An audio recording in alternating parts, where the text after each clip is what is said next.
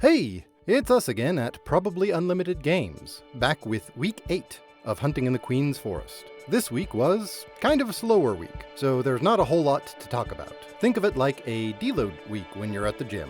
Not every week can be a major breakthrough, like finally getting animations working or discovering the entire history of medieval construction techniques. Sometimes you just gotta take it slow and give yourself some time to recover a little without losing momentum. Matthew worked on technical improvements, while I built our very first house. Steve and not Steve watched the whole process. I think they're happy to finally have a house. There's nothing on the inside, but that's true of Steve and not Steve, too. On to the technical improvements. Matt added rabbits to the project. They're going to be another hunting target, which should give players something smaller and hopefully less intimidating than our deer population, which may actively try to murder you. The deer have gotten pretty good at their whole freeze, stare, then panic and run routine, so having some alternative prey might make the hunting feel a little more varied. Plus, rabbits are traditionally easier targets for beginning hunters. They're also going to be the first in our small game category. You can fit as many of these in your pack as you can nab, while you can only take one deer back with you to town. It also gives you some good little targets of opportunity while you're hunting bigger prey. He also added a new blend space for when you're holding the bow. After all those weeks rebuilding the animation system, he's improving it rather than just trying to get basic functionality back. The bow handling should be more natural and more responsive now. As for me, I finally built something.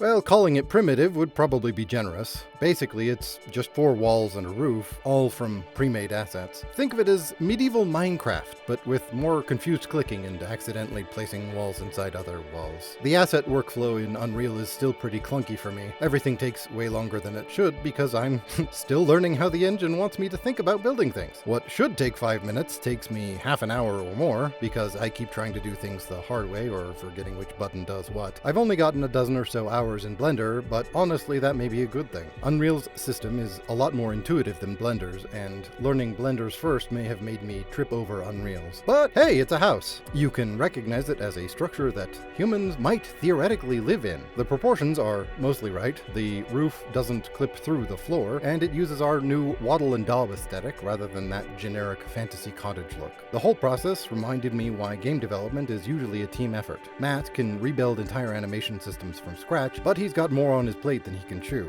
Taking a more active role in the development is going to be a big weight off his shoulders. Still, it's progress. The village is starting to look like an actual place instead of just a testing ground for Steve and not Steve's T-pose dominance displays. Next week, Matt will be diving into some quality of life improvements that should make development much smoother. He's looking into ways to automatically add footstep sounds to animations instead of having to manually sync them every time. We may already own an asset that automates most of the process, but we still need to check it manually, ironically, but it should be faster than doing everything by hand. Not sure if it'll work for the animals yet, but even working for a player character would be a huge time saver. He's also looking to fix some animations. Apparently there's a weird leaning thing that happens when you move your aim around while walking. He says it looks stupid. On the system side, he's going to start to work on job switching functionality for the villagers. Right now, not Steve can only make arrows, but we want the player to be able to decide whether he should be crafting arrows or other things. It's the beginning of an actual town management choice rather than just feed Steve and not Steve and hope neither of them get sick. Meanwhile, I'll probably try to build another house. Maybe this one will have more than 4 walls and a roof. Maybe we'll even figure out how to place windows without breaking everything. The bar is set pretty low.